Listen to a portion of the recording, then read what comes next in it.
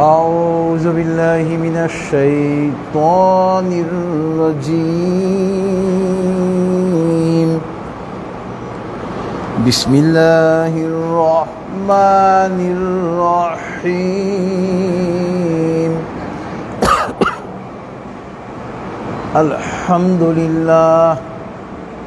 الحمد لله نستعينه ونستغفره ونعوذ بالله من شرور أنفسنا من يهد الله فلا مضل له ومن يضلله فلا هادي له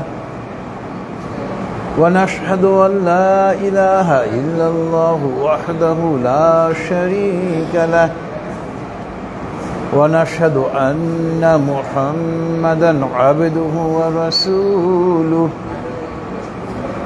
أرسله بالحق بشيرا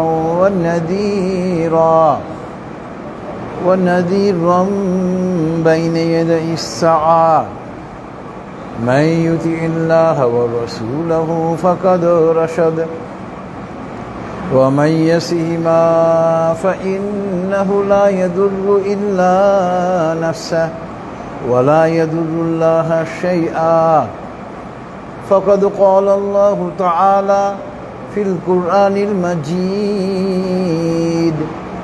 أعوذ بالله من الشيطان الرجيم بسم الله الرحمن الرحيم إن الله وملائكته يصلون على النبي يا أيها الذين آمنوا صلوا عليه وسلموا تسليما اللهم صل على محمد وعلى آل محمد كما صليت على إبراهيم وعلى آل إبراهيم إنك حميد مجيد اللهم بارك على محمد وعلى آل محمد كما باركت على إبراهيم وعلى آل إبراهيم إنك حميد مجيد رب اشرح لي صدري ويسر لي أمري واحلل عقدة من لساني يفقه قولي ربي زدني علما سبحان الله وبحمده سبحان الله العظيم সম্মানিত হাজিরান মজলিস এবং ফেসবুক লাইভের মাধ্যমে যারা আমাদের সঙ্গে যুক্ত হয়েছেন আসসালামু আলাইকুম ওয়া রাহমাতুল্লাহি ওয়া বারাকাতুহু। মহান আল্লাহ পাকের দরবারে লক্ষ কোটি শুকরিয়া। মহান আল্লাহ পাক আজকে আমাকে আপনাকে এই সুপ্রিম কোর্ট প্রাঙ্গণে মাগরিবের নামাজ আদায় করার পর তাফসিরুল কোরআনের মাহফিলে বসার তৌফিক দিয়েছেন। এজন্য আমরা মহান আল্লাহ পাকের দরবারে শুকরিয়া আদায় করে বলি আলহামদুলিল্লাহ। আজকে আমরা ইনশাআল্লাহ এই তাফসিরুল কোরআন মাহফিলে মহাগ্রন্থ আল কোরআনের 3 নম্বর সূরাত আলে ইমরানের আয়াত 196 থেকে 98 তিনটা আয়াত নিয়ে আমরা আলোচনা করব ইনশাআল্লাহ। তবে আমরা যথারীতি প্রথমে এই তিনটা আয়াতের তেলাওয়াত এবং তরজমা, এরপরে ইনশাআল্লাহ আমরা এই আয়াতের তাফসিরে চলে যাব। أعوذ بالله من الشيطان الرجيم بسم الله الرحمن الرحيم لا يغرنك تقلب الذين كفروا في البلاد متاع قليل ثم مأواهم جهنم وبئس المحاد لكن الذين اتقوا ربهم لهم جنات تجري من تحتها الأنهار خالدين فيها نزلا من عند الله ওয়ামা ইনদাল্লাহি খায়রুল লিল আবরার সাদাকাল্লাহুল আলিয়্যুল আযীম ওয়া সাদাকা রাসূলুহুন নাবিয়্যুল কারীম ওয়া নাহনু আলা যালিকা মিনাশ শাহিদিন সুবহানাল্লাহি ওয়া বিহামদিহি সুবহানাল্লাহিল আযীম আল্লাহুম্মা সাল্লি আলা মুহাম্মাদিন আবদিকা ওয়া রাসূলিক। বিতাড়িত শয়তান থেকে মহান আল্লাহর কাছে পানাহ চাচ্ছি। পরম করুণাময় এবং অসীম দয়ালু আল্লাহর নামে শুরু করছি। লা ইয়াগুররান্নাকা তাকাল্লুবুল লাযীনা কাফারু ফিল বিলাদ। হে নবী, দেশে বিদেশে কাফেরদের জীবনের চাকচিক্য যেন আপনাকে হতাশ না করে। মাতাউন কলিল, এগুলো হলো জীবন উপকরণ কিছুকালের জন্য। সুম্মা মাওয়াহুম জাহান্নাম, অতঃপর তারা হবে জাহান্নামের অধিবাসী। ওয়া বিসাল মিহাদ, কত নিকৃষ্ট আবাসস্থল তা। লাকিনিল্লাযীনা তাকাউ রাব্বাহুম লাহুম জান্নাতুন তাজরি মিন তাহতিহাল আনহার। যারা আল্লাহকে ভয় করে তাদের জন্য আল্লাহ পাক প্রস্তুত করে রেখেছেন জান্নাত, যার নিচ দিয়ে নদীগুলো প্রবাহিত। খালিদিনা ফিহা, তারা সেইখানে চিরকাল থাকবে। নুজুলাম মিন ইনদিল্লাহ, এবং সেখানে আল্লাহ পাক তাদের জন্য মেহমানদারি করবেন। ওয়ামা ইনদাল্লাহি খায়রুল লিল আবরার, আল্লাহ পাকের কাছে যা আছে তা বহুগুণে উত্তম। মহান আল্লাহ সত্য বলেছেন এবং তার প্রেরিত নবী ও রাসূল সাল্লাল্লাহু আলাইহি ওয়াসাল্লাম সত্য বলেছেন, এবং আমরা সাক্ষীগণের অন্তর্ভুক্ত। মহাপবিত্র আল্লাহ, যাবতীয় প্রশংসা তার জন্য। মহাপবিত্র আল্লাহ, তিনি মহামহিমান্বিত। হে আল্লাহ, আপনি আপনার বান্দা এবং রাসূল হযরত মুহাম্মদ সাল্লাল্লাহু আলাইহি ওয়াসাল্লামের উপর রহমত বর্ষণ করুন। এটা ছিল সূরাত আলে ইমরানের আয়াত 196, 97 এবং 198, তিনটা আয়াতের তেলাওয়াত এবং তরজমা। এই সূরাটা, এই আয়াতসমূহ আল্লাহ পাক নাজিল করেছেন আমাদের নবী সাল্লাল্লাহু আলাইহি ওয়াসাল্লামকে মোটিভেট করার জন্য। উনি মাঝে মাঝে তাওহীদের দাওয়াত অস্বীকার করার কারণে হতাশ হয়ে যেতেন। আর যদিও তারা তাওহীদের দাওয়াত অস্বীকার করত, তথাপি তারা দুনিয়াতে খুব আরাম আয়েশে চাকচিক্য জীবনযাপন করত। তা আল্লাহ পাক নবী সাল্লাল্লাহু আলাইহি ওয়াসাল্লামকে জানিয়ে দিলেন যে হে নবী, এই যে কাফেররা আপনার তাওহীদের দাওয়াতকে অস্বীকার করতেছে, অথচ তারা দুনিয়ার জীবনে অনেক ভালো আছে, এটা দেখে আপনি হতাশ হবেন না। কারণ এটা হলো দুনিয়ায় চলার কিছুকালের জন্য একটা উপকরণ, এবং এটা আল্লাহ পাকের কাছে এটা কোনো মূল্য নেই। তা আজকে মূলত আমাদের আলোচনা হবে আমাদের মাতাউদ দুনিয়া, দুনিয়ার জীবন উপকরণ নিয়ে আলোচনা ইনশাল্লাহ। তো আমরা প্রথমেই চলে যাব এই আয়াতসমূহের সাথে প্রাসঙ্গিক কিছু আয়াতে। প্রথম আয়াত হলো আজকের তাফসীরের সঙ্গে প্রাসঙ্গিক, সূরাতুল বাকারার আয়াত নম্বর 247। 247 নম্বর আয়াতে মহান আল্লাহ পাক একটা ঘটনা বর্ণনা করেছেন। এই ঘটনার মধ্যেও আমাদের জন্য এই আয়াতের সাথে প্রাসঙ্গিক কিছু বিষয় রয়েছে। আল্লাহ পাক বলতেছেন, আয়াত 247, সূরাতুল বাকারা। وقال لهم نبيهم إن الله قد بعث لكم طالوت ملكا قالوا أنى يكون له الملك علينا ونحن أحق بالملك منه ولم يؤت سعة من المال قال إن الله اصطفاه عليكم وزاده بسطة في العلم والجسم والله يؤتي ملكه من يشاء والله واسع عليم। এই আয়াতে কারিমা নাজিল হয়েছে বনি ইসরায়েলের একটা ঘটনা বর্ণনা করে। বনি ইসরায়েলদের জন্য তখন আল্লাহ পাকের প্রেরিত নবী ছিলেন হযরত শামাবিল আলাইহিস সালাম। তিনি তখন বনি ইসরায়েলের নবী। তখনও আল্লাহ পাক কোনো নবীকে নবুয়ত এবং ক্ষমতা একসঙ্গে দেননি। যাকে নবী বানাতেন শুধু নবুয়ত, আর যাকে ক্ষমতা দিতেন তাকে ক্ষমতা দায়িত্ব দিতেন, বাদশাহী দিতেন। বাদশাহী এবং নবুয়ত একসঙ্গে কাউকে আল্লাহ পাক তখনও দেননি। তো শামাবিল আলাইহিস সালাম ছিলেন বনি ইসরাইল কওমের তিনি নবী। বনি ইসরায়েলের লোকজন এই নবী শামাবিল আলাইহিস সালামের কাছে আবেদন করলো যে আপনি আল্লাহর কাছে আবেদন করেন আল্লাহ পাক যেন আমাদের জন্য একজন বাদশাকে নিযুক্ত করেন। এবং এর আগে এইটুকু বলা জরুরি যে জালুত ছিল একটা জালেম বাদশাহ জালুত, এবং এই জালুত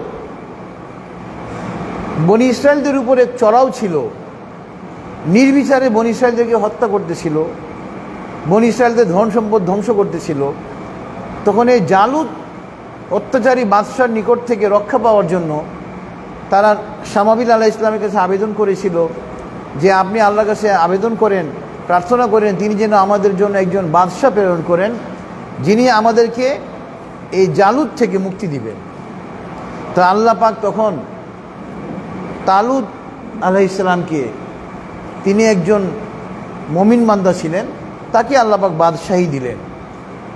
এই যে বর্তমানে যে ইসরায়েল দেখেন ফিলিস্তিনিদেরকে শুধু হত্যা করে, এরা কিন্তু একটা নিকৃষ্ট জাতি। এরা কিন্তু শুরু থেকেই তাদের নবীগণকে রাসূলগণকে নানানভাবে কষ্ট দিয়েছে। নবীগণ বলতো ডানে যাও, তারা যেত বামে। এবং তাফসিরে এসেছে যে বনি ইসরায়েল শত শত নবী রাসূলকে, কোথাও এসেছে হাজার হাজার নবী রাসূলকে বিনা বিচারে হত্যা করেছে, নাউজুবিল্লাহি মিন যালিক। তো শামাবিল আলাইহিস সালামের দোয়ার প্রেক্ষিতে যখন আল্লাহ পাক তালুতকে, আল্লাহ পাক বলতেছেন ওয়া ক্বালা লাহুম নাবিয়ুহুম ইন্নাল্লাহা ক্বাদ বাআসা লাকুম তালুতা মালিকা, তাদের নবী যখন তাদেরকে বলল নিশ্চয় আল্লাহ পাক তোমাদের জন্য তালুতকে তোমাদের জন্য বাদশাহ হিসেবে প্রেরণ করেছেন।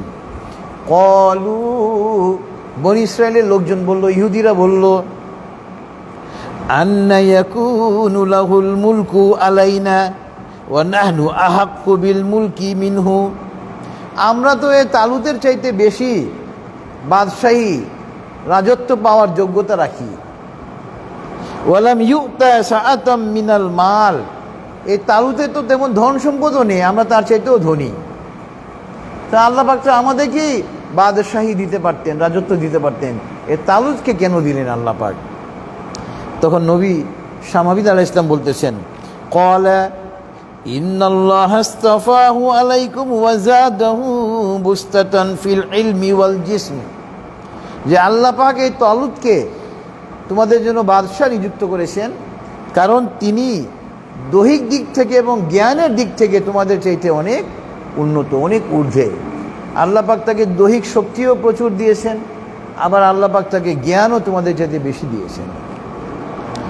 এবং তিনি আরও বলতেছেন ওয়াল্লাহু ইউতি মুলকাহু মাইয়াশা, আল্লাহ পাক যাকে চান তাকে তিনি বাদশাহী দেন, রাজত্ব দেন।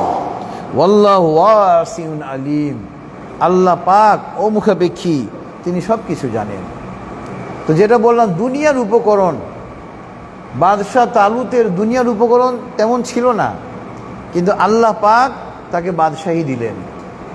তো দুনিয়ার উপকরণ এটা মুখ্য নয়, আমরা দুনিয়ার উপকরণকে মুখ্য মনে করি, দুনিয়ার উপকরণ মুখ্য নয়। এই জন্য এই আয়াতটা আমি রেফার করেছি। এবং তাফসিরে এসেছে এই তালুত আলাইহিস সালাম তিনি বনি ইসরায়েলকে নিয়ে যুদ্ধ করেন এবং জালেম বাদশাহ জালুতকে তিনি পরাজিত করে বনি ইসরায়েলকে জালুতের অত্যাচার থেকে মুক্তি দেন। আল্লাহু আকবার। তো সুতরাং টাকা পয়সা মানে কারো যোগ্যতা নির্ধারণের জন্য টাকা পয়সা কোনো মানদণ্ড হতে পারে না। টাকা পয়সা, ধন দৌলত, ক্ষমতা, এটা কেবল দুনিয়ার উপকরণ, এটা আল্লাহ পাকের কাছে এটার কিছুই কোনোই মূল্য নেই। এরপরে আপনার আজকের তাফসীরের সঙ্গে প্রাসঙ্গিক আয়াত হলো সূরাত আলে ইমরানের আয়াত নম্বর 185। এটার প্রথম অংশটা আমাদের প্রায় প্রত্যেকের নিকটই জানা, কুল্লু নাফসিন যায়িকাতুল মাউত ওয়া ইন্নামা তুওয়াফাউনা উজুরাকুম ইয়াওমাল কিয়ামা ফামান যুহজিহা আনিন নারি ওয়া উদখিলাল জান্নাতা ফাকাদ ফাজ ওয়া মাল হায়াতুদ দুনিয়া ইল্লা মাতাউল গুরুর। প্রত্যেক প্রাণীকে এই মৃত্যুর স্বাদ গ্রহণ করতে হবে। ওয়া ইন্নামা তুওয়াফাউনা উজুরাকুম ইয়াউমাল কিয়ামা, এবং আল্লাহ পাক আমাদের মৃত্যুর পরে কিয়ামতের দিন আমাদেরকে আবার পুনর্জীবিত করবেন। তখন আল্লাহ পাক আমাদের প্রত্যেককে আমাদের পুরোপুরি প্রাপ্য দিয়ে দিবেন, আল্লাহ পাক কাউকে কম দিবেন না। এবং আল্লাহ পাক বলতেছেন, ফামান জাহজিহা আনিন নারি ওয়া উদখিলাল জান্নাতা ফাকাদ ফাজ, সেদিন আল্লাহ পাক যাকে জাহান্নামের আগুন থেকে রক্ষা করে জান্নাতে প্রবেশ করাবেন তা হবে তার জন্য মহা সাফল্য। এর পরের অংশটা আমাদের আজকে তাফসীরের জন্য প্রাসঙ্গিক। ওয়ামাল হায়াতুদ দুনিয়া ইল্লা মাতাউল গুরুর, এই যে দুনিয়ার যে জীবনটা এটা ধোঁকা ছাড়া আর কিছু না। আল্লাহু আকবার। দেখেন আমরা দুনিয়ায় সফলতা অর্জনের জন্য কত অন্যায় করতেছি, অবিচার করতেছি, মানুষকে ঠকাইতেছি, স্বামী স্ত্রীকে, স্ত্রী স্বামীকে, বাবা সন্তানকে, সন্তান বাবাকে তার অধিকার থেকে বঞ্চিত করতেছে দুনিয়ায় সাফল্য পাওয়ার জন্য। অথচ আল্লাহ পাক সূরা আলে ইমরান আয়াত নম্বর 185-তে স্পষ্ট করে বলে দিয়েছেন, ওয়ামাল হায়াতুদ দুনিয়া ইল্লা মাতাউল গুরুর, দুনিয়ার জীবন তো ধোঁকা ব্যতীত আর কিছুই নয়। এরপরে আপনার আজকে তাফসীরের সঙ্গে প্রাসঙ্গিক আয়াত হলো সূরাতুল কসাসের আয়াত নম্বর 60, 660। এখানে আল্লাহ পাক বলতেছেন, ওয়ামা উতীতুম মিন শাইইন ফামাতাউল হায়াতিদ দুনিয়া ওয়া যিনাতুহা ওয়ামা ইনদাল্লাহি খায়রু ওয়া আবকা আফালা তাকিলুন। এই যে দুনিয়া তোমাদেরকে যা দেওয়া হচ্ছে এটা দুনিয়ার উপকরণ কেবল, এবং তা হলো যিনাতুহা। অনেক মেয়েদের নাম থাকে জিনাত বেগম, এখানে জিনাত যা দিয়ে মানে চাকচিক্য। তা আপনার দুনিয়ার জীবনটা হলো একটা চাকচিক্য। এবং আল্লাহ পাক বলতেছেন, ওয়ামা ইনদাল্লাহি খায়রু ওয়া আবকা, আল্লাহ পাকের নিকটে যা আছে তা উত্তম এবং স্থায়ী। আফালা তাকিলুন, তোমরা কি বুঝবে না? এটা ছিল সূরাতুল কসাস আয়াত নম্বর 60। এখানেও মহান আল্লাহ পাক দুনিয়ার জীবন যে কিছুই না তা এখানে ব্যর্থহীনভাবে আল্লাহ পাক বর্ণনা করে দিয়েছেন। এরপরে আজকে তাফসীরের সঙ্গে প্রাসঙ্গিক অপর আয়াত হলো সূরাতুল আনকাবুত, সূরাতুল আনকাবুতের আয়াত নাম্বার 64। সূরাতুল আনকাবুতের আয়াত নাম্বার 64তে আল্লাহ পাক বলতেছেন, ওয়ামা হাযিহিল হায়াতুদ দুনিয়া ইল্লা লাহু ওয়া লাঈব ওয়া ইন্নাদ দারাল আখিরাতা লাহিয়াল হায়াওয়ান লাউ কানু ইয়ালামুন।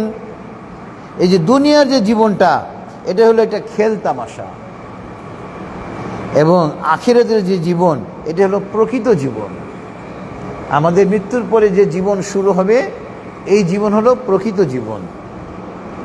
ইন্নাদ দারাল আখিরাতা লাহিয়াল হায়াওয়ান, আল্লাহু আকবার। লাউ কানু ইয়ালামুন, যদি তোমরা তা বুঝতে। আল্লাহু আকবার। তো আখিরাতের জিন্দেগি হলো প্রকৃত জীবন এবং প্রকৃত জিন্দেগি, এবং আমাদেরকে ওই জিন্দেগির জন্যই সামানা পুঁজি সংগ্রহ করার জন্য সর্বদা চেষ্টা করতে হবে। এবং ওই চেষ্টাটা কীভাবে হবে? আমরা আমাদের ব্যক্তি জীবন, পারিবারিক জীবন, সামাজিক জীবন, রাষ্ট্রীয় জীবন তথা আন্তর্জাতিক জীবনে আমরা আমাদের সাধ্য অনুযায়ী কোরআনকে এবং হাদিসকে প্রয়োগ করার জন্য আমাদের অ্যাজ পার আওয়ার ক্যাপাসিটি আমরা চেষ্টা করব। তাহলে ওই আমাদের সমস্ত কাজকর্ম হয়ে যাবে ইবাদত। এরপরে আপনার আজকে তাফসীরের সঙ্গে অপর আয়াত হলো সূরাতুল ফাতির, সূরাতুল ফাতিরের আয়াত নাম্বার 5। এখানে আল্লাহ পাক বলতেছেন, ইয়া আইয়ুহান নাসু ইন্না ওয়া'দাল্লাহি হাক্কুন ফালা তাগুররান্নাকুমুল হায়াতুদ দুনিয়া। হে মানব সম্প্রদায়, আল্লাহ পাকের যে ওয়াদা প্রতিশ্রুতি তা সত্য, অর্থাৎ কিয়ামত সংঘটিত হবে। আল্লাহ পাক এই পৃথিবীকে একদিন ধ্বংস করে দিবেন এবং সমস্ত মৃতকে আল্লাহ পাক আবার জীবিত করবেন। কেন? হিসাব নিকাশ নেওয়ার জন্য, দুনিয়াতে আমরা কে কি কর্ম করেছি। তো এই আল্লাহ পাকের যে এই ওয়াদা এটা সত্য, এটা ইনএভিটেবল, এটা সংঘটিত হবেই, যেটাকে কেউ রুখে দিতে পারে না, এটা ঘটবেই। ফালা তাগুররান্নাকুমুল হায়াতুদ দুনিয়া, অতএব দুনিয়ার জীবন যেন তোমাদেরকে ধোঁকা না দেয়, এবং ওয়ালা ইয়াগুররান্নাকুম বিল্লাহিল গুরুর, এবং ইবলিস শয়তান যেন তোমাদেরকে আল্লাহ পাক সম্পর্কে কি প্রতারিত না করে, ধোঁকা না দেয়। ইবলিস শয়তান দেখবেন আমাদের মনের মধ্যে ওয়াসওয়াসা দিয়ে দেয়। গতকালকে লিফটে নিচে নামতেছি, এক অ্যাডভোকেট ব্যারিস্টার, উনি পরকাল নিয়ে এমন কথা বললো যেন উনি পরকালে বিশ্বাসই করেন না। নাউজুবিল্লাহি মিন যালিক। আমাদের সঙ্গেই চলাফেরা করেন, অথচ নাম আব্দুর রহিম আব্দুল করিম, মুসলিম, অথচ তার ভিতরে পরকাল নিয়ে সংশয় আছে। এগুলো হলো ইবলিসের ওয়াসওয়াসা, ইবলিসের ওয়াসওয়াসা।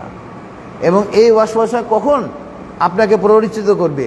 যখন কোরআন হাদিসের জ্ঞান আপনার ভিতরে থাকবে না। আপনি একজন ব্যারিস্টার হতে পারেন, কিন্তু আপনি কোরআন হাদিস সম্পর্কে কিছুই জানেন না।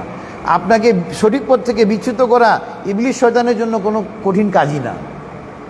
আপনি একজন সুপ্রিম কোর্টের বিচারপতি হতে পারেন, কিন্তু আপনি কোরআন হাদিস সম্পর্কে কিছুই জানেন না। আপনাকে অতি সহজেই ইবলিস শয়তান সঠিক পথ থেকে বিচ্যুত করে দিবে। আপনি একজন সিনিয়র অ্যাডভোকেট হতে পারেন, কিন্তু কোরআন হাদিসে জ্ঞান না থাকার কারণে আপনি যে কোনো সময় সঠিক পথ থেকে বিচ্যুত হয়ে যাবেন। যে ব্যারিস্টারের কথা বললাম একটু আগে, নাম বলবো না, নাম বললে আপনারা চিনবেন।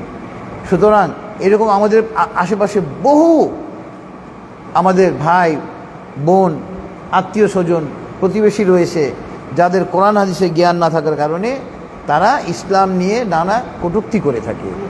এবং এই যে দেখেন, এখন অনেক মুসলিমরা কটূক্তি করে, অথচ আল্লাহ পাক ১৫০০ বছর আগে বলে দিয়েছেন ওয়ালা ইয়াগুররান্নাকুম বিল্লাহিল গুরুর, যে এই ইবলিস শয়তান যেন তোমাদেরকে আল্লাহ পাককে নিয়ে ধোঁকা না দেয়। তোমরা খেয়াল করো, খ্রিস্টানদেরকে ইবলিস শয়তান ধোঁকা দিয়ে দিয়েছে। কিভাবে? খ্রিস্টানরা বলে ঈসা ইবনে মারিয়াম নিজেই আল্লাহ, নাউজুবিল্লাহি মিন যালিক, একটা গ্রুপ। আর একটা গ্রুপ বলে ঈসা ইবনে মারিয়াম আল্লাহ পাকের পুত্র, নাউজুবিল্লাহি মিন যালিক। ইহুদিরা হযরত ওজাইর আলাইহিস সালামকে আল্লাহর পুত্র সাব্যস্ত করে। ইহুদিদেরকেও সঠিক পথ থেকে ইবলিস শয়তান বিচ্যুত করে দিয়েছে, খ্রিস্টানদেরকে বিচ্যুত করে দিয়েছে, হিন্দুদেরকে তো করেই দিয়েছে। ওদের তো মানে দেবতার শেষই নেই, ৩৩ কোটি নাকি দেবতা, নাউজুবিল্লাহি মিন যালিক। এখন আমাদের সমাজে মুসলিম নামধারী একটা কাদিয়ানি সম্প্রদায় বেরিয়েছে, তারা কাফের। তো সুতরাং ইসলামের যদি সঠিক জ্ঞান না থাকে, ইবলিস শয়তান মুহূর্তের মধ্যে মানুষকে সঠিক পথ থেকে বিচ্যুত করে দিতে পারে। এজন্য আপনার সহিহ হাদিসে এসেছে ফাকিহু ওয়াহিদুন আসাদ্দু আলা শাইতানি মিন আলফি আবেদিন। একজন আলেম ইবলিস শয়তানের নিকট ১,০০০ আবেদ অপেক্ষা বেশি শক্তিশালী। আবেদ মানে কে? যে পরহেজগার কিন্তু তার জ্ঞান নেই, কোরআন হাদিসের জ্ঞান নেই, যাকে আমরা অনেকে দরবেশ বলে থাকি। তো এই আবেদ, যার কোরআন হাদিসের জ্ঞান নেই কিন্তু সে পরহেজগার, তাকে সঠিক পথ থেকে বিচ্যুত করা ইবলিস শয়তানের জন্য কোনো কঠিন কাজ নয়। কিন্তু আলেমকে সহজে তারা, আলেমের ধারে কাছে তারা যাইতে ভয় পায়, তার এলেমের ভয়ে। এই জন্য আপনার এলেম অর্জন করতে হবে। সহিহ হাদিসে কি এসেছে? তলাবুল ইলমি ফরিদাতুন আলা কুল্লি মুসলিম। প্রত্যেক মুসলমান নরনারীর জন্য এলেম শিক্ষা করা ফরজ। তা এলেম শিক্ষা মানে কোরআন এবং হাদিসের এলেম। এরপরে আপনি ডাক্তার হন, ইঞ্জিনিয়ার হন, আইনজীবী হন, আপনি MBA করেন, BBA করেন, ইসলামে কোনো বাধা নেই। আপনার জ্ঞান অর্জনে যদি অশ্লীলতা না থাকে, ইসলাম বাধা দেয় না। কিন্তু আপনাকে আগে মহাগ্রন্থ আল কোরআন এবং হাদিসের জ্ঞান অর্জন করতে হবে। তলবুল ইলমি ফরিদাতুন আলা কুল্লি মুসলিম। এরপরে আজকে তাফসীরের সঙ্গে প্রাসঙ্গিক আয়াত হলো সূরাতুজ যুখরুফের আয়াত ৩৩ থেকে ৩৫। খুব চমৎকারভাবে এখানে আল্লাহ পাক আমাদেরকে বলতেছেন ওয়ালাউলা আইয়াকুনান নাসু উম্মাতাও ওয়াহিদাতান লাজাআলনা লিমান ইয়াকফুরু বিররহমানি লিবুয়ুতিহিম সুকুফাম মিন ফিদ্দাতি ওয়া মাআরিজা আলাইহা ইয়াযহারুন ওয়ালিবুয়ুতিহিম আবওয়াবান ওয়া সুরুরান আলাইহা ইয়াত্তাকিউন ওয়া যুখরুফা ওয়া ইন কুল্লু যালিকা লাম্মা মাতাউল হায়াতিদ দুনিয়া ওয়াল আখিরাতু ইনদা রাব্বিকা লিল মুত্তাকিন। দেখেন, কোরআন হাদিস যদি পড়বেন অর্থসহ, আপনার মধ্যে কোনো চাওয়া পাওয়া থাকবে না। আল্লাহ পাক যা দিয়েছেন আপনি তাই নিয়ে সন্তুষ্ট থাকবেন।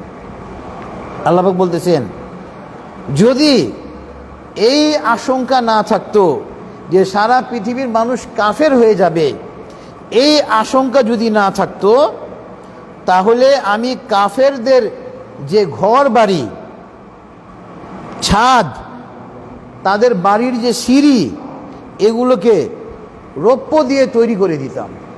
আল্লাহু আকবার। সারা পৃথিবীর মানুষ যদি কাফের না হয়ে যায়, এই আশঙ্কা না থাকলে কাফেরদের বাড়িঘর, তাদের দরজা জানালা, তাদের সিঁড়ি, তাদের ছাদ, এই সমস্ত কিছুকে আমি কি করতাম? রৌপ্য দিয়ে তৈরি করে দিতাম। এমন কি তারা যে বিছানায় আরাম করে, ওই বিছানা এগুলো রৌপ্য এবং এমনকি স্বর্ণ দিয়ে আমি তৈরি করে দিতাম। আল্লাহু আকবার। অর্থাৎ কাফেরদের বিলাসিতায় আল্লাহ পাক কোনো কার্পণ্য করেন না। তারা যত বিলাসিতা করতে চায় আল্লাহ পাক তাদেরকে সুযোগ দেন। কেন দেন? কারণ কি? তাদের জন্য পরকালে কিছু নেই, তারা পরকালে কিছুই পাবে না। এবং এই আয়াতের শেষে আল্লাহ পাক বলতেছেন, এই যে তাদের যদি আমি বাড়িঘর, দরজা, জানালা, সিঁড়ি, ছাদ, তারা যে খাটে হেলান দিয়ে শুয়ে থাকে, এই খাট, এগুলো স্বর্ণ রৌপ্য দিয়ে তৈরি করে দিতাম, যদি সারা পৃথিবীর মানুষ কাফের হয়ে যাবে এই আশঙ্কা না থাকতো। এবং আল্লাহ পাক বলতেছেন, এগুলো হলো শুধুমাত্র দুনিয়ার জীবন উপকরণ। ওয়াল আখিরাতু ইনদা রাব্বিকা লিল মুত্তাকিন। কিন্তু আখিরাতের জিন্দেগি আমি রেখে দিয়েছি কাদের জন্য? মুত্তাকিদের জন্য, ঈমানদারদের জন্য। তো যে কথা বলছিলাম, কাফেরদেরকে আল্লাহ পাক এত সুযোগ সুবিধা কেন দিচ্ছেন? কাফেরদেরকে আল্লাহ পাক সুযোগ সুবিধা দিচ্ছেন এই জন্য, আল্লাহ পাক সূরাতুল মায়েদায় আয়াত নম্বর ৭২-এ স্পষ্ট করে দ্ব্যর্থহীনভাবে ঘোষণা করে দিয়েছেন, ইন্নাহু মান ইউশরিক বিল্লাহি ফাকাদ হারামাল্লাহু আলাইহিল জান্নাহ ওয়া মাওয়াহুন নার। নিশ্চয় যে আল্লাহ পাকের সঙ্গে শরীক স্থাপন করলো, তার জন্য আল্লাহ পাক জান্নাতকে হারাম করে দিয়েছেন এবং সে হবে জাহান্নামের অধিবাসী। ওয়া মা লিয-যালিমিনা মিন আনসার। এবং এই জালেমরা সেখানে কোনো সাহায্যকারী পাবে না। সুতরাং এটা কোরআনের কথা, এটা হাদিসের কথা। একজন খ্রিস্টান, একজন ইহুদি, একজন বৌদ্ধ, একজন হিন্দু, একজন কাদিয়ানি, অথবা অন্য যে কেউ যে ধর্মের হোক না কেন, ইসলাম ছাড়া যত নেক আমল করুক না কেন, তার জান্নাতে যাওয়ার কোনো সুযোগ নেই। তার মরতে দেরি হবে, জাহান্নামে নিক্ষেপ হওয়া দেরি হবে না। এটা ছিল সূরাতুজ যুখরুফের আয়াত ৩৩ থেকে ৩৫। এখানে আল্লাহ পাক ক্লিয়ার বলে দিয়েছেন যে আমার মধ্যে যে সারা পৃথিবীর মানুষ না কাফের হয়ে যায়, এই আশঙ্কা না থাকলে আমি কি করতাম? কাফেরদের বাড়িঘর, সিঁড়ি, ছাদ, দরজা, জানালা, খাট, পালং রৌপ্য এমনকি স্বর্ণ দিয়ে তৈরি করে দিতাম। এরপরে আপনার আজকে তাফসীরের সঙ্গে প্রাসঙ্গিক আয়াত হলো সূরাতুল আলার আয়াত নম্বর ১৬ থেকে ১৯। সূরাতুল আলার আয়াত নম্বর ১৬ থেকে ১৯। এখানে আল্লাহ পাক বলতেছেন, বাল তুসিরুনাল হায়াতাদ দুনিয়া ওয়াল আখিরাতু খায়রুন ওয়া আবকা ইন্না হাযা লাফিস সুহুফিল উলা সুহুফি ইব্রাহিম ওয়া মূসা। বাল তুসিরুনাল হায়াতাদ দুনিয়া, অথচ তোমরা তো দুনিয়ার জীবনকে প্রাধান্য দাও। ওয়াল আখিরাতু খায়রুন ওয়া আবকা, আখিরাতের জিন্দেগি হচ্ছে উত্তম এবং চিরস্থায়ী। এবং এই কথাগুলা পূর্বের কিতাবে বলা হয়েছে, হযরত ইব্রাহিম আলাইহিস সালামের কিতাবে বলা হয়েছে, মূসা আলাইহিস সালামের কিতাবেও বলা হয়েছে। এরপরে সূরা আত-তাকাসুরের আয়াত নম্বর ১ এবং ২ তাফসীরের সঙ্গে প্রাসঙ্গিক। এখানে মহান আল্লাহ পাক বলতেছেন, আলহাকুমুত তাকাসুর হাত্তা যুরতুমুল মাকাবির। সম্পদের নেশা তোমাদেরকে আচ্ছন্ন করে রেখে দিয়েছে। যতক্ষণ না তোমরা কবর পর্যন্ত পৌঁছে যাও। কবরুন মানি একটা কবর, মাকাবির মানি কবর সমূহ। দেখবেন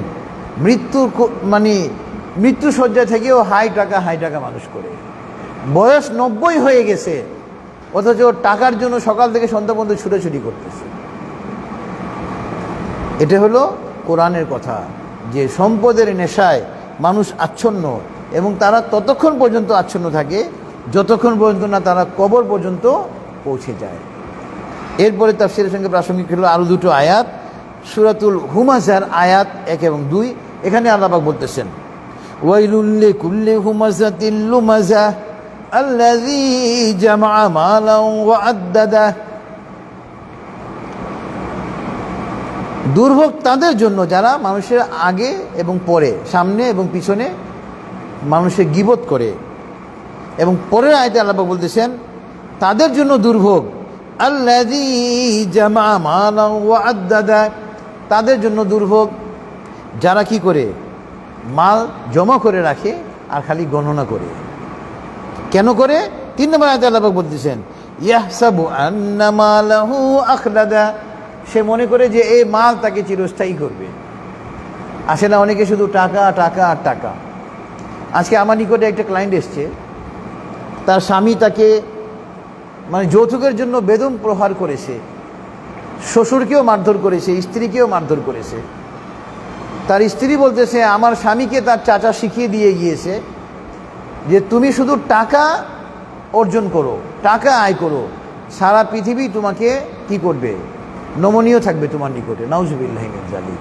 তার চাচা কবরে চলে গিয়েছে, কিন্তু ভাতিজাকে এই শিক্ষা দিয়ে গেছে যে তুমি শুধু টাকা আর টাকা জমাও। এবং তো চাচার শিক্ষা অনুযায়ী যৌতুকের জন্য স্ত্রীকে মারধর করেছে। 2 বাচ্চার বাবা স্ত্রীকে নির্মমভাবে মারধর করেছে, আমাদের সামনে এসেছিল। তো এই যে আপনার ধরেন অনেকের নিকটে মনে করে টাকাই মুখ্য, টাকা মুখ্য নয়, টাকা সব কিছু নয়।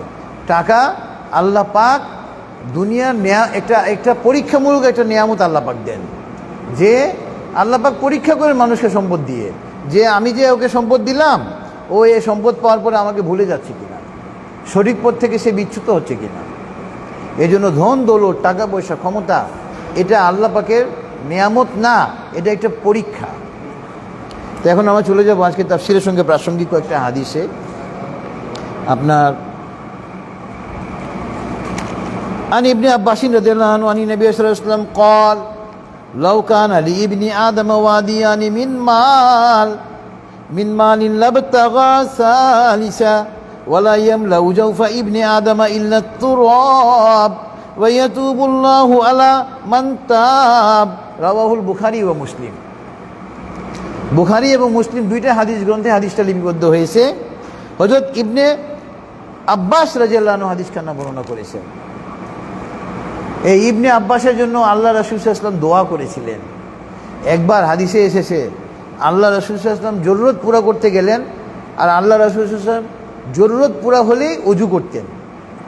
তো উনি জরুরত পুরা করে এসে দেখেন তার জন্য ওযুর পানি প্রস্তুত করে রাখা হয়েছে। তিনি অত্যন্ত খুশি হলেন পানি দেখে এবং বললেন আমার জন্য এই পানি কে প্রস্তুত করে রেখেছে? সাহাবাগণ বললেন হে আল্লাহ রাসূল সাল্লাল্লাহু আলাইহি ওয়াসাল্লাম, আপনার সাহাবী ইবনে আব্বাস রাদিয়াল্লাহু আনহু এটা আপনার জন্য রেডি করে রেখেছেন। তিনি তৎক্ষণাৎ হাত তুলে ইবনে আব্বাস রাদিয়াল্লাহু আনহুর জন্য দোয়া করলেন। তিনি এটা বলেন না হে আল্লাহ ইবনে আব্বাসকে জান্নাত দাও, তিনি বলেন নাই যে হে আল্লাহ তুমি ইবনে আব্বাসকে জাহান্নাম থেকে মুক্তি দাও, তিনি বলেন নাই হে আল্লাহ তুমি ইবনে আব্বাসকে ধন সম্পদ দাও, তিনি এটাও বলেন না যে হে আল্লাহ তুমি ইবনে আব্বাসকে ক্ষমতা দাও। তিনি কি বললেন? হাত তুলে হে আল্লাহ তুমি ইবনে আব্বাসকে দ্বীনের গভীর জ্ঞান দান করো। আল্লাহু আকবার। এবং আল্লাহ রাসূল সাল্লাল্লাহু আলাইহি ওয়াসাল্লামের এই দোয়া আল্লাহ পাক কবুল করেছিলেন এবং তিনি ছিলেন তার আমলে সর্বশ্রেষ্ঠ একজন মুফাসসিরে কোরআন, হাদিস বিশারদ, কোরআন বিশারদ। আল্লাহু আকবার। তো ওই ইবনে আব্বাস রাদিয়াল্লাহু আনহু হাদিসখানা বর্ণনা করতেছেন এবং তিনি বলতেছেন যে আল্লাহ রাসূল সাল্লাল্লাহু আলাইহি ওয়াসাল্লাম বলেছেন লাউ কানা লিইবনি আদম ওয়াদিয়ানি মিন মাল লাবতাগা সালিসা, আমার উম্মতকে যদি 2 পাহাড় সমান সম্পদ দেওয়া হয় তখন সে তৃতীয়টার জন্য প্রার্থী হয়ে যাবে। ওয়ালা ইয়ামলা উজাউফা ইবনি আদম ইল্লা তুরাব, আদম সন্তানের পেট কেবলমাত্র মাটি ছাড়া আর কোনো কিছু পূর্ণ করতে পারে না। ওয়াইয়াতুবুল্লাহু আলা মান তাব, তবে যে তওবা করে আল্লাহ পাক তার তওবাকে গ্রহণ করেন। আল্লাহু আকবার।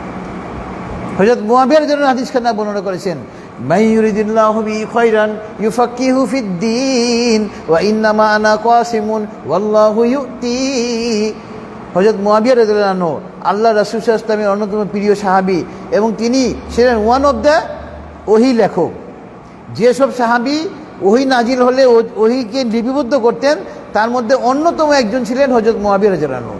তিনি হাদিসখানা বর্ণনা করছেন এবং তিনি বলেছেন যে আমি নবী সাল্লাল্লাহু আলাইহি ওয়াসাল্লামকে বলতে শুনেছি, আল্লাহ পাক যার কল্যাণ চান তাকে তিনি দ্বীনের জ্ঞান দান করেন। আল্লাহু আকবার। এবং নবী সাল্লাল্লাহু আলাইহি ওয়াসাল্লাম বলতেছেন, আমি তো বন্টনকারী, দেওয়ার মালিক তো আল্লাহ পাক। তা আজকে যারা এই তাফসীর কোরআন মাহফিলে এসেছেন এবং ফেসবুক লাইভের মাধ্যমে যারা যুক্ত হয়ে শুনতেছে, এদের প্রত্যেকের আল্লাহ পাক কল্যাণ চান বিধায় এইরকম একটা মাহফিলের সঙ্গে আমরা যুক্ত হতে পেরেছি। সহিহ হাদিস। এরপরে হাদিস হলো আন কাব ইবনে আয়াদ রাদিয়াল্লাহু আনহু قال سمعت رسول الله صلى الله عليه وسلم يقول إن لكل أمة فتنة وفتنة أمة المال رواه الترمذي। হযরত কাব ইবনে আয়াদ রাদিয়াল্লাহু আনহু হাদিসখানা বর্ণনা করেছেন, তিনি বলতেছেন নবী সাল্লাল্লাহু আলাইহি ওয়াসাল্লাম বলেছেন, প্রত্যেকটা নবীর উম্মতের একটা করে পরীক্ষা ছিল। ফিতনা, ফিতনা মানে পরীক্ষা, একটা করে পরীক্ষা ছিল। আর আমার উম্মতের পরীক্ষা হলো মাল, ধন সম্পদ। দেখেন সঠিক, এই ধন সম্পদের জন্যই তো এত মারামারি হানাহানি, সমাজে যত বিশৃঙ্খলা ধন সম্পদের জন্যই তো। রাওয়াহু তিরমিজি। এরপরে হাদিস হলো আন আবি হুরায়রা রাদিয়াল্লাহু আনহু আনি নবী সাল্লাল্লাহু আলাইহি ওয়াসাল্লাম قال লুইনা আব্দুদ দিনারি ওয়া লুইনা আব্দুদ দিরহাম রাওয়াহু তিরমিজি। হযরত আবু হুরায়রা রাদিয়াল্লাহু আনহু হাদিসখানা বর্ণনা করেছেন, তিনি বলতেছেন নবী সাল্লাল্লাহু আলাইহি ওয়াসাল্লাম বলতেছেন, যারা দিনারের পিছে দৌড়ায়, দিরহামের পিছনে দৌড়ায়, তারা ধ্বংস হোক। দেখবেন আমাদের সমাজে যারা টাকা টাকা করে, খালি টাকা খালি টাকা খালি টাকা। একজন লোক, তার নাম আমি বলবো না, সে উমরা হজে যাবে, একজনের সাথে টাকা নিয়ে তার একটু গোলমাল হলো। তো তাকে একজন বলতেছে, ভাই আপনার কাছে কি হজ আগে না টাকা আগে? উনি বলতেছে, আমার কাছে টাকা আগে। নাউজুবিল্লাহি মিন যালিক। লোকটা উমরা হজে যাবে আর উনি বলতেছে আমার কাছে টাকা আগে। নাউজুবিল্লাহি মিন যালিক। তো আল্লাহ রাসূল সাল্লাল্লাহু আলাইহি ওয়াসাল্লাম ১৫০০ বছর আগে জানেন যে মানুষ কে কি বলবে। আল্লাহ পাক নবী সাল্লাল্লাহু আলাইহি ওয়াসাল্লাম আমাদেরকে জানিয়ে দিয়েছেন যে আল্লাহ পাক তাদের ধ্বংস চান যারা খালি টাকা টাকা টাকা টাকা করে, ধন সম্পদের বিশেষ যারা শুধু দৌড়ায়, তাদেরকে জন্য আল্লাহ পাক, আল্লাহ রাসূল সাল্লাল্লাহু আলাইহি ওয়াসাল্লাম কি বলেছেন, তারা ধ্বংস হোক। এরপরে হাদিস হলো, এটা হলো রাওয়াহু তিরমিজি। এরপরে হাদিস হলো আপনার শয়তানের কথা বলতেছিলাম, যে ইবলিস শয়তান কিন্তু আমাদেরকে প্ররোচিত করে অন্যায় কাজ করার জন্য। আমরা যখন কোথাও একা থাকি, আমরা কিন্তু সেখানে একা থাকি না। আমাদেরকে মনে রাখতে হবে আমাদের সঙ্গে মহান আল্লাহ পাক আরশে আজিম থেকে আমাদেরকে নিয়ন্ত্রণ করতেছেন। আল্লাহ পাক আমাদের সঙ্গে আছে। 2, আমি একজন, আল্লাহ পাক আমার সঙ্গে আছেন। 2, 3 নম্বর কিরামান কাতিবিন, এর ডান দিকের যে ফেরেশতা, আল্লাহ পাক মহাগ্রন্থ আল কোরআনে কিরামান কাতিবিন ইয়ালামুনা মা তাফআলুন, আল্লাহ পাক বলতেছেন আমি তোমাদের জন্য 2 জন ফেরেশতা নিযুক্ত করে রেখেছি, এবং তাদের 2 জনকে আল্লাহ পাক বলতেছেন কিরামান কাতিবিন, সম্মানিত লেখক। যিনি আমার ডান দিকে আমার ভালো আমল লেখেন তাকে আল্লাহ পাক কিরামান কাতিবিন বলেছেন, এবং তিনি আমার বাম দিকে যিনি আমার গুনাহের কাজ লিপিবদ্ধ করেন তাকেও আল্লাহ পাক কিরামান কাতিবিন বলেছেন, তিনিও সম্মানিত লেখক। তো আমি যখন একা থাকি না, আমার সঙ্গে দ্বিতীয় আল্লাহ পাক আরশে আজিম থেকে থাকেন। আরশে আজিম থেকে তিনি আমাকে নিয়ন্ত্রণ করতেছেন। আল্লাহ পাক দ্বিতীয় আমার সঙ্গে আছেন, তৃতীয় আমার ডান দিকের ফেরেশতা আছেন, চতুর্থ আমার বাম দিকের ফেরেশতা আছেন, আর পঞ্চম আছেন একজন ইবলিস শয়তান আমাকে ওয়াসওয়াসা দেওয়ার জন্য, অন্যায় কাজের জন্য। তো সুতরাং আমরা যখন একা থাকি, আমরা একা থাকি না, আমরা 5 জন থাকি, এটা আমাদেরকে মনে রাখতে হবে। এবং 5 জনের মধ্যে ইবলিস শয়তান একজন, যে মন্দ কাজের দিকে আপনাকে প্ররোচিত করবে। কেউ তো দেখে না, এই অন্যায়টা তুমি করে ফেলো, এই যে মোবাইল হাতে আছে, এটা খারাপ সিনেমা তুমি দেখে ফেললো, নেকেড সিনেমা দেখো, কেউ তো দেখতেছে না, নাউজুবিল্লাহ মিন যালিক। তখন আমাদেরকে মনে রাখতে হবে আমার আল্লাহ আরশে আজিম থেকে আমাকে দেখতেছেন। আমি যদি এই খারাপ সিন দেখি, আমার এই বাম দিকে ফেরেশতা খন্নাত লিখে ফেলবে। সুতরাং আমরা যখন একা থাকি না, আমরা 5 জন থাকি। এবং হাদিসে এখানে আসছে, আমরা যে হাদিসটা বর্ণনা করতে গিয়ে কথাগুলো বললাম, ইন্না শয়তানা ইয়াজরি মিনাল ইনসানি মাজরাদ্দাম, রাওয়াহুল বুখারী ও মুসলিম। বুখারী মুসলিম দুইটা হাদিস গ্রন্থে হাদিসটা লিপিবদ্ধ হয়েছে। নবী সাল্লাল্লাহু আলাইহি ওয়াসাল্লাম বলতেছেন যে নিশ্চয় ইবলিস শয়তান মানুষের মধ্যে রক্তের মতো চলাচল করে।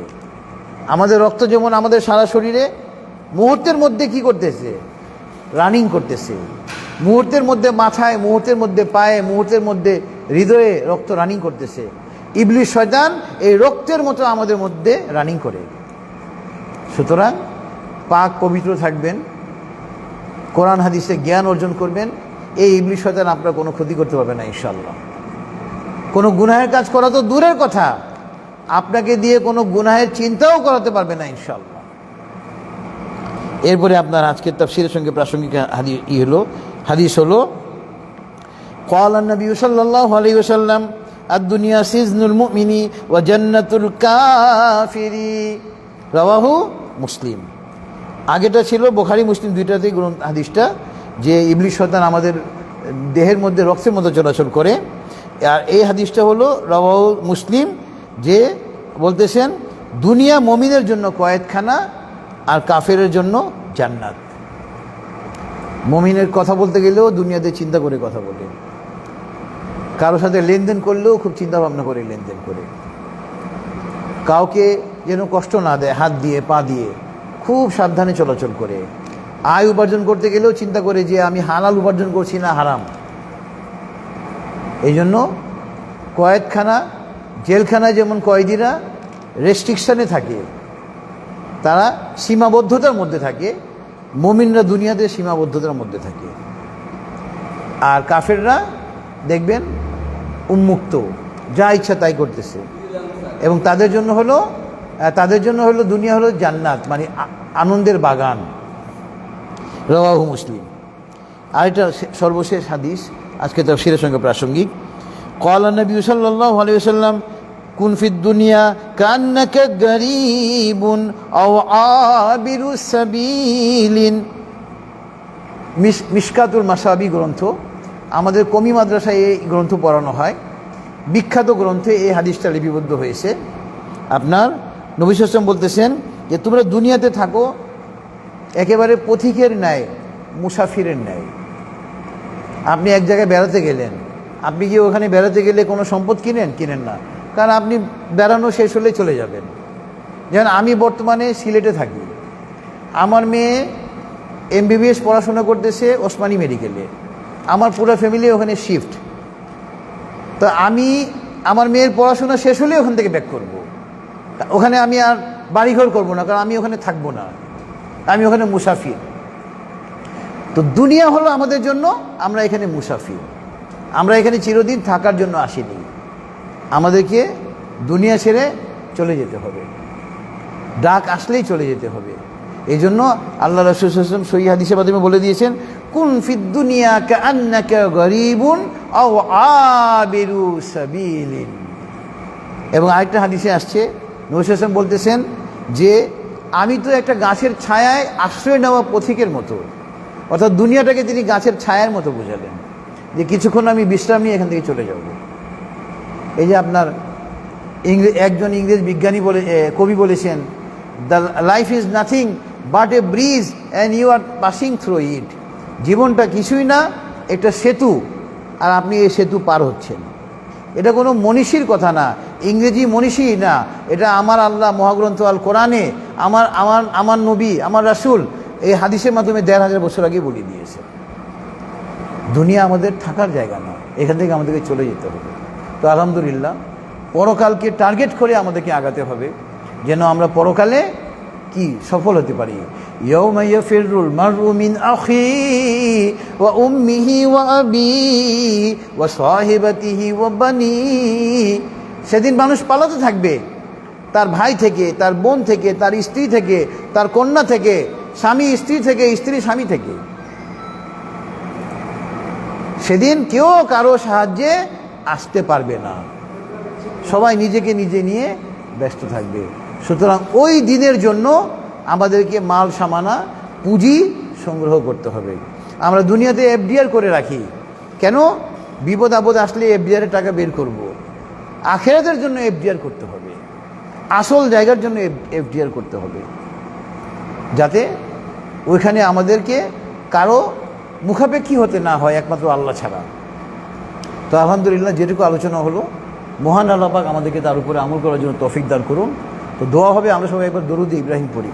আল্লাহুম্মা সাল্লি আলা মুহাম্মাদ ওয়া আলা আলি মুহাম্মাদ কামা সাল্লাইতা আলা ইব্রাহিম ওয়া আলা আলি ইব্রাহিম ইন্নাকা হামিদুম মাজিদ।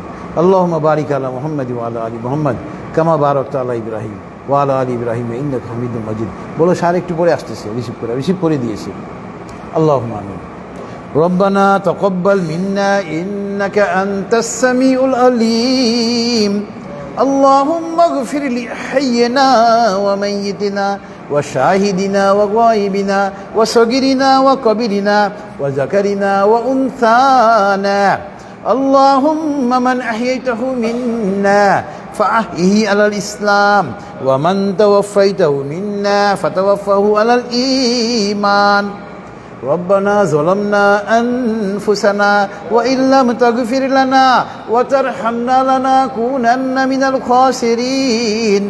ربنا آتنا في الدنيا حسنة وفي الآخرة حسنة وقنا عذاب النار. رب ارحمهما كما ربياني صغيرا. ربي هب لي من الصالحين. ربي زدني علما. أستغفر الله.